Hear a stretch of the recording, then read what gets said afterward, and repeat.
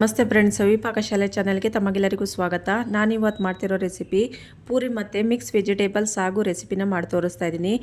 ಬನ್ನಿ ಯಾವ ರೀತಿ ಮಾಡೋದಂತ ನೋಡ್ಕೊಂಬರೋಣ. ಫಸ್ಟಿಗೆ ನಾನು ಪೂರಿ ಮಾಡ್ಕೊಳ್ಳೋದಕ್ಕೆ ಹಿಟ್ಟನ್ನ ಕಲಿಸ್ಕೊಂಡು ರೆಡಿ ಮಾಡ್ಕೊತಾ ಇದ್ದೀನಿ. ಒಂದು ಬೌಲ್ನ ತೊಗೊಂಡಿದ್ದೀನಿ. ಅದಕ್ಕೆ ಒಂದು ಗ್ಲಾಸ್ ಆಗೋಷ್ಟು ನೀರನ್ನ ಹಾಕ್ಕೊಂಡಿದ್ದೀನಿ. ಅದಕ್ಕೆ ಅರ್ಧ ಗ್ಲಾಸ್ ಆಗುವಷ್ಟು ಹಾಲನ್ನ ತೊಗೊಂಡಿದ್ದೀನಿ. ಹಾಲಿಗೆ 1 ಸ್ಪೂನ್ ಆಗುವಷ್ಟು ಸಕ್ಕರೆ ಹಾಕ್ಕೊಂಡಿದ್ದೀನಿ. ಸಕ್ಕರೆ ಹಾಕ್ಕೊಂಡು ಚೆನ್ನಾಗೇ ಕಲಿಸ್ಕೊಂಡು ಅದನ್ನು ಕರಗೋ ತನಕನೂ ಕಲಿಸ್ಕೊಂಡಿದ್ದೀನಿ. ಇವಾಗ ಅದೇ ನೀರಿಗೆ ಹಾಕ್ಕೊಳ್ತಾ ಇದ್ದೀನಿ ನೋಡಿ.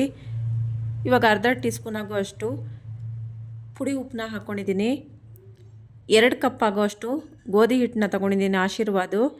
1 ಕಪ್ ಆಗುವಷ್ಟು ಮೈದಾ ಹಿಟ್ಟನ್ನ ತೊಗೊಂಡಿದ್ದೀನಿ. 2 ಸ್ಪೂನು ಚಿರೋಟಿ ರವೆ ಹಾಕ್ಕೊಳ್ತಾ ಇದ್ದೀನಿ. 2 ಸ್ಪೂನು ಎಣ್ಣೆನ ಹಾಕ್ಕೊಳ್ತಾ ಇದ್ದೀನಿ. ಇದಿಷ್ಟನ್ನು ಚೆನ್ನಾಗಿ ಮಿಕ್ಸ್ ಮಾಡ್ಕೊತ ಕಲಿಸ್ಕೊಳ್ಬೇಕು. ಚಿರೋಟಿ ರವೆ ಆಪ್ಷನಲ್ಲು, ಮನೇಲಿದ್ದರೆ ಹಾಕ್ಕೊಳ್ಳಿ, ಇಲ್ಲ ಅಂತ ಹೇಳಿದರೆ ಬೇಡ. ಚಿರೋಟಿ ರವೆ ಮತ್ತು ಹಾಲು ಹಾಕ್ಕೊಳ್ಳೋದ್ರಿಂದ ಹಿಟ್ಟು ಚೆನ್ನಾಗಿ ಸ್ಮೂತಾಗಿ ಆಗುತ್ತೆ. ಒಂದು ಅರ್ಧ ಟೀ ಸ್ಪೂನ್ ಸಕ್ಕರೆ ಹಾಕ್ಕೊಳ್ಳೋದ್ರಿಂದ ಪೂರಿ ಒಳ್ಳೆ ಕಲರ್ ಬರುತ್ತೆ. ಮತ್ತು ಎಣ್ಣೆ ಹಾಕಿ ಕಲಿಸ್ಕೊಳ್ಳೋದ್ರಿಂದ ಸ್ಮೂತಾಗಿ ಹಿಟ್ಟು ನಾದ್ಕೊಳ್ಬೋದು. ಮತ್ತು ನಾವು ಲಡ್ಸೋತಿಗೂ ಅಷ್ಟೇ ಹಿಟ್ಟು ಒಡೆಯೋದಿಲ್ಲ. ಮತ್ತು ನಾವು ಪೂರಿ ಲಡ್ಸಿ ಎಣ್ಣೆಗೆ ಹಾಕೋತ್ತಿಗೆ ಪೂರಿ ಉಬ್ಬಿ ಚೆನ್ನಾಗೇ ಬರುತ್ತೆ. ಇವಾಗ ನೋಡಿ ಹಿಟ್ಟು ಚೆನ್ನಾಗೇ ನಾದ್ಕೊಂಡು ಕಲಿಸ್ಕೊಳ್ತಾ ಇದ್ದೀನಿ.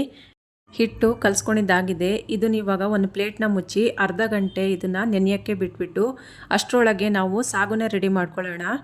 ಈಗ ಸಾಗು ಮಾಡೋದಕ್ಕೆ ಗ್ಯಾಸ್ ಮೇಲೆ ಒಂದು ಬಾಣಲಿನ ಇಟ್ಕೊಂಡಿದ್ದೀನಿ. ಅದಕ್ಕೆ 2-3 ಟೇಬಲ್ ಸ್ಪೂನ್ ಆಗುವಷ್ಟು ಎಣ್ಣೆನ ಹಾಕ್ಕೊಳ್ತಾ ಇದ್ದೀನಿ. 1/4 ಟೀ ಸ್ಪೂನ್ ಆಗುವಷ್ಟು ಸಾಸಿವೆನ ಹಾಕ್ಕೊಳ್ತಾ ಇದ್ದೀನಿ. ಜೀರಿಗೆ 1/4 ಟೀ ಸ್ಪೂನ್ ಅಷ್ಟು ಹಾಕ್ಕೊಂಡಿದ್ದೀನಿ. ಚಿಕ್ಕದಾಗಿ ಹೆಚ್ಚಿರೋ ಅಂಥ ಈರುಳ್ಳಿ 2 ಹಾಕ್ಕೊಳ್ತಾ ಇದ್ದೀನಿ. ಈರುಳ್ಳಿ ಹಾಕಿ ಚೆನ್ನಾಗಿ ಕೆಂಪಗಾಗೋ ತನಕ ಬಾಡಿಸ್ಕೊಳ್ಬೇಕು. ಈರುಳ್ಳಿ ಒಂದು ಸ್ವಲ್ಪ ಕಲರ್ ಚೇಂಜ್ ಆಗಿದೆ. ಈಗ ಇದಕ್ಕೆ 2 ಗರಿ ಆಗುವಷ್ಟು ಕರಿಬೇವು ಸೊಪ್ಪನ್ನ ಹಾಕ್ಕೊಳ್ತಾ ಇದ್ದೀನಿ. ಇದಕ್ಕೆ ಮಿಕ್ಸ್ ವೆಜಿಟೇಬಲ್ಸ್ಗಳೆಲ್ಲ ಚೆನ್ನಾಗಿ ತೊಳ್ಕೊಂಡು ಚಿಕ್ಕದಾಗಿ ಕಟ್ ಮಾಡಿ ಇಟ್ಕೊಂಡಿದ್ದೀನಿ. ಚಿಕ್ಕದಾಗಿ ಹೆಚ್ಚಿರೋಂಥ ಬೀನ್ಸು, ಆಲೂಗೆಡ್ಡೆ, ಕ್ಯಾರೆಟು ಮತ್ತು ನವಿಲುಕೋಸು ಇದಿಷ್ಟು ಚಿಕ್ಕದಾಗಿ ಕಟ್ ಮಾಡಿ ಇಟ್ಕೊಂಡಿದ್ದೀನಿ. ಈಗ ಈರುಳ್ಳಿ ಚೆನ್ನಾಗಿ ಫ್ರೈ ಆಗಿದೆ. ಇದಕ್ಕೆ ಇವಾಗ ಹಸಿರು ಬಟಾಣಿನ ರಾತ್ರಿನೇ ನೆನೆ ಹಾಕಿದ್ದೆ, ಅದನ್ನು ಹಾಕ್ಕೊಳ್ತಾ ಇದ್ದೀನಿ. ಹಸಿ ಬಟಾಣಿ ಬೇಕಿದ್ದರೂ ಹಾಕ್ಕೊಳ್ಬೋದು. ಬಟಾಣಿ 10 ನಿಮಿಷಗಳ ಕಾಲ ಚೆನ್ನಾಗಿ ಎಣ್ಣೆಯಲ್ಲಿ ಫ್ರೈ ಆಗಬೇಕು. ಆವಾಗ ಒಂದು ಸ್ವಲ್ಪ ಬೇಯುತ್ತೆ.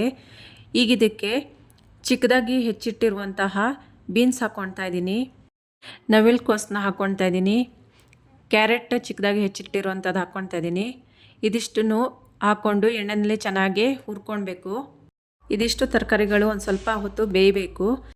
ಆಮೇಲೆ ಇದಕ್ಕೆ ಹೂಕೋಸು ಮತ್ತು ಆಲೂಗೆಡ್ಡೆ ಹೆಚ್ಚಿಟ್ಟಿದ್ದೀವಲ್ಲ ಅದನ್ನು ಹಾಕ್ಕೊಳ್ಬೇಕು. ಇದಕ್ಕೆ ನಾವು ಮೊದಲಿಗೆ ಆಲೂಗೆಡ್ಡೆ ಮತ್ತು ಹೂಕೋಸು ಹಾಕ್ಕೊಳ್ಳೋದ್ರಿಂದ ಮೆತ್ತಗಾಗ್ಬಿಡುತ್ತೆ, ಬಾಯಿಗೆ ಸಿಗೋದಿಲ್ಲ ತಿನ್ನೋತ್ತಿಗೆ. ಈಗ ರುಬ್ಕೊಳ್ಳೋಕ್ಕೆ ಮಸಾಲಾನ ರೆಡಿ ಮಾಡ್ಕೊಳ್ಳೋಣ. ಮಿಕ್ಸಿ ಜಾರಿಗೆ ಒಂದು 5-6 ಹಸಿಮೆಣಸಿನ್ಕಾಯಿ ಹಾಕ್ಕೊಂಡಿದ್ದೀನಿ. ಚಕ್ಕೆ ಒಂದು ಅರ್ಧ ಪೀಸ್ನ ಕಟ್ ಮಾಡ್ಕೊಂಡು ಹಾಕ್ಕೊಂಡಿದ್ದೀನಿ. ಲವಂಗ ಒಂದು 4 ಹಾಕ್ಕೊಂಡಿದ್ದೀನಿ. 1 ಏಲಕ್ಕಿ ಹಾಕ್ಕೊಂಡಿದ್ದೀನಿ. ಅರ್ಧ ಇಂಚು ಶುಂಠಿ ಹಾಕ್ಕೊಂಡಿದ್ದೀನಿ. ಒಂದು 5-6 ಎಸಳು ಬೆಳ್ಳುಳ್ಳಿ ಹಾಕ್ಕೊಂಡಿದ್ದೀನಿ. ಒಂದು ಚಿಕ್ಕದು ಈರುಳ್ಳಿ ಹಾಕ್ಕೊಂಡಿದ್ದೀನಿ. ಸೋಂಪು ಒಂದು ಅರ್ಧ ಸ್ಪೂನ್ ಆಗೋಷ್ಟು ಹಾಕ್ಕೊಂಡಿದ್ದೀನಿ. ಅರ್ಧ ಕಪ್ಪು ತೆಂಗಿನಕಾಯಿ ತುರಿ ಹಾಕ್ಕೊಳ್ತಾ ಇದ್ದೀನಿ. ಅರ್ಧ ಟೀ ಸ್ಪೂನ್ ಆಗುವಷ್ಟು ಜೀರಿಗೆನ ಹಾಕ್ಕೊಳ್ತಾ ಇದ್ದೀನಿ. 2 ಸ್ಪೂನು ಧನಿಯಾ ಪುಡಿನ ಹಾಕ್ಕೊಳ್ತಾ ಇದ್ದೀನಿ. ಪುದೀನ ಸೊಪ್ಪು ಒಂದು ಸ್ವಲ್ಪ ಹಾಕ್ಕೊಳ್ತಾ ಇದ್ದೀನಿ. ಪುದೀನ ಸೊಪ್ಪು ಜಾಸ್ತಿ ಹಾಕ್ಕೊಳ್ಳೋಕೆ ಹೋಗಬೇಡಿ, ಅದೇ ಫ್ಲೇವರ್ ಬರುತ್ತೆ, ಚೆನ್ನಾಗಿರೋದಿಲ್ಲ. ಸ್ವಲ್ಪ ಹಾಕ್ಕೊಂಡ್ರೆ ಸಾಕು. ಕೊತ್ತಂಬರಿ ಸೊಪ್ಪು ಒಂದು ಸ್ವಲ್ಪ ಜಾಸ್ತಿ ಹಾಕ್ಕೊಳ್ತಾ ಇದ್ದೀನಿ. ಇದ್ರ ಜೊತೆಯಲ್ಲೇ 2 ಸ್ಪೂನ್ ಆಗುವಷ್ಟು ಹುರಿಗಡ್ಲೆನ ಹಾಕ್ಕೊಂಡು ನೀರು ಸೇರಿಸಿ ಮಸಾಲನ ನುಣ್ಣಗೆ ರುಬ್ಕೊಳ್ಬೇಕು. ಈ ಕಡೆ ತರಕಾರಿ ಬೇಯಿಸೋಕೆ ಇಟ್ಟಿದ್ವಲ್ಲ, ಅದು ತರಕಾರಿ ಅರ್ಧ ಬೆಂದಿದೆ.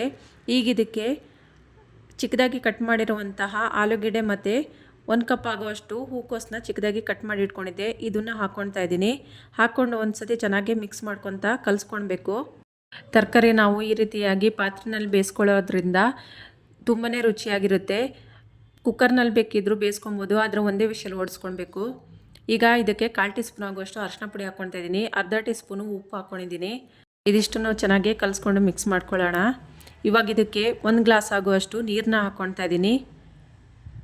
ನೀರು ಹಾಕಿಬಿಟ್ಟು ಒಂದು ಪ್ಲೇಟ್ನ ಮುಚ್ಚಿ ಒಂದು 10 ನಿಮಿಷ ತನಕನೂ ಚೆನ್ನಾಗಿ ಬೇಯಿಸ್ಕೊಳ್ಬೇಕು ತರಕಾರಿನ. 10 ನಿಮಿಷ ಆಗಿದೆ. ಪ್ಲೇಟ್ನ ಓಪನ್ ಮಾಡಿ ನೋಡ್ತಾ ಇದ್ದೀನಿ. ಒಂದು ಸತಿ ಚೆನ್ನಾಗಿ ಕಲಿಸ್ಕೊಳ್ಬೇಕು. ತರಕಾರಿಗಳೆಲ್ಲ ಚೆನ್ನಾಗಿ ಬೆಂದಿದೆ. ಈಗ ಇದಕ್ಕೆ ನಾವು ರುಬ್ಬಿಟ್ಟಿರುವಂಥ ಮಸಾಲಾನ ಹಾಕ್ಕೊಳ್ಬೇಕು. ನೋಡಿ, ಮಸಾಲಾನ ರುಬ್ಬಿದ್ದಾಗಿದೆ. ನುಣ್ಣಗೆ ರುಬ್ಕೊಂಡಿದ್ದೀನಿ ನೋಡಿ, ನೈಸಾಗಿ. ಈ ಮಸಾಲಾನ ಇವಾಗ ಬೇಯ್ತಾ ಇರೋವಂಥ ತರಕಾರಿಗೆ ಹಾಕ್ಕೊಳ್ತಾ ಇದ್ದೀನಿ. ಹಾಕ್ಕೊಂಡು ಚೆನ್ನಾಗಿ ಇದನ್ನು ಹಸಿ ವಾಸನೆ ಹೋಗೋ ತನಕನೂ ಹುರ್ಕೊಳ್ಬೇಕು ಮಸಾಲಾನ. ನೀವು ಈ ಸಾಗು ಮಾಡೋತ್ತಿಗೆ ಯಾವ ತರಕಾರಿ ಇಷ್ಟ ಆಗುತ್ತೆ ಆ ತರಕಾರಿನ ಹಾಕ್ಕೊಂಡು ಮಾಡ್ಕೊಳ್ಬೋದು. ಬೇಕಿದ್ದರೆ ಅವರೆಕಾಳು, ತೊಗರಿಕಾಳು ಇಂಥವೆಲ್ಲ ಹಾಕ್ಕೊಂಡು ಮಾಡ್ಕೊಳ್ಬೋದು. ಇವಾಗ ಮಿಕ್ಸಿ ಜಾರ್ ತೊಳೆದಿದ್ದು ನೀರನ್ನ ಹಾಕ್ಕೊಳ್ತಾ ಇದ್ದೀನಿ. ನೀರು ಜಾಸ್ತಿ ಹಾಕ್ಕೊಂಡು ತೆಳು ಮಾಡ್ಕೊಳಕ್ಕೆ ಹೋಗ್ಬಿಡಿ. ಸಾಗು ಆಗಿರೋದ್ರಿಂದ ಇದು ಒಂದು ಸ್ವಲ್ಪ ದಪ್ಪನೇ ಇರಬೇಕು. ಇವಾಗ ಒಂದು ಸ್ವಲ್ಪ ಉಪ್ಪು ಹಾಕ್ಕೊಳ್ತಾ ಇದ್ದೀನಿ. ನಾವು ತರಕಾರಿ ಬೇಯಿಸೋದಿಗೆ ಒಂದು ಸ್ವಲ್ಪ ಉಪ್ಪು ಹಾಕ್ಕೊಂಡಿದ್ದೆ. ಈಗ ನೋಡ್ಕೊಂಡು ಒಂದು ಸ್ವಲ್ಪ ಹಾಕ್ಕೊಳ್ತಾ ಇದ್ದೀನಿ. ಒಂದು ಸತಿ ಕಲಸಿ ಮಿಕ್ಸ್ ಮಾಡಿಕೊಂಡು ಕುದಿಯೋಕ್ಕೆ ಬಿಟ್ಬಿಡ್ತಾ ಇದ್ದೀನಿ. ಈಗ ಒಂದು 5ರಿಂದ 7 ನಿಮಿಷ ಆಗಿದೆ. ಈಗ ಚೆನ್ನಾಗಿ ಕುದಿ ಬಂದು ಸಾಗು ರೆಡಿಯಾಗಿದೆ. ಈಗ ಪೂರಿ ಮಾಡ್ಕೊಳ್ಳೋದಕ್ಕೆ ಗ್ಯಾಸ್ ಮೇಲೆ ಒಂದು ಬಾಣಲಿನ ಇಟ್ಕೊಳ್ತಾ ಇದ್ದೀನಿ. ಅದಕ್ಕೆ ಎಣ್ಣೆ ಹಾಕ್ಕೊಳ್ತಾ ಇದ್ದೀನಿ. ಎಣ್ಣೆ ಚೆನ್ನಾಗಿ ಕಾಯಲಿ. ಅಲ್ಲಿ ತನಕ ನಾವು ಹಿಟ್ಟು ಕಲಸಿ ಇಟ್ಟಿದ್ವಲ್ಲ ಮೊದಲೇ, ಅದನ್ನು ಒಂದು ಸತಿ ಮತ್ತೆ ಕಲಿಸ್ಕೊಳ್ಬೇಕು. ನೋಡಿ, ಹಿಟ್ಟು ಚೆನ್ನಾಗಿ ಸ್ಮೂತಾಗಿ ಬಂದಿದೆ. ಇವಾಗ ಚಿಕ್ಕ ಚಿಕ್ಕ ಉಂಡೆಗಳನ್ನ ತಗೊಂಡು ಪೂರಿ ಥರ ಚಿಕ್ಕದಾಗಿ ಲಟ್ಟಿಸ್ಕೊಳ್ಳೋಣ. ನಾವು ಲಟ್ಸ್ಕೊಳ್ಳೋತ್ತಿಗೆ ಹಿಟ್ಟು ಬೇಕಿದ್ದರೆ ಒಣದು ಅದ್ರ ಮೇಲೆ ಹಾಕ್ಕೊಂಡು ಲಟ್ಟಿಸ್ಕೊಳ್ಬೋದು.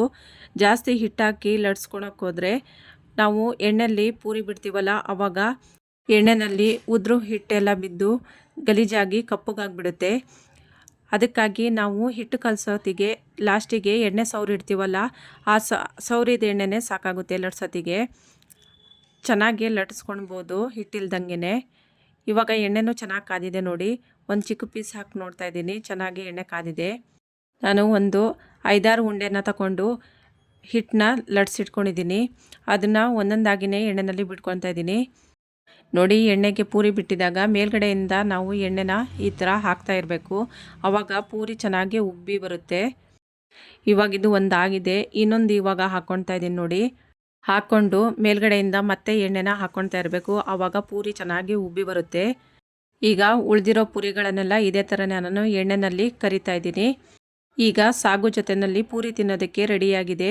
ಈ ಸಾಗು ಪೂರಿ ಜೊತೆ ಒಂದೇ ಅಲ್ಲ, ದೋಸೆ, ಚಪಾತಿ, ಪರೋಟ ಇದ್ರ ಜೊತೆನಲ್ಲೂ ತುಂಬಾ ಚೆನ್ನಾಗಿರುತ್ತೆ. ಈ ವಿಧಾನದಲ್ಲಿ ಪೂರಿ ಮತ್ತು ಸಾಗು ಇಷ್ಟ ಆದರೆ ನೀವು ನಿಮ್ಮ ಮನೇಲಿ ಒಂದ್ಸತಿ ಟ್ರೈ ಮಾಡಿ ನೋಡಿ ಫ್ರೆಂಡ್ಸ್. ಇಷ್ಟ ಆದರೆ ಲೈಕ್ ಮಾಡಿ, ಶೇರ್ ಮಾಡಿ, ಸಬ್ಸ್ಕ್ರೈಬ್ ಮಾಡಿ friends. Thank you for watching.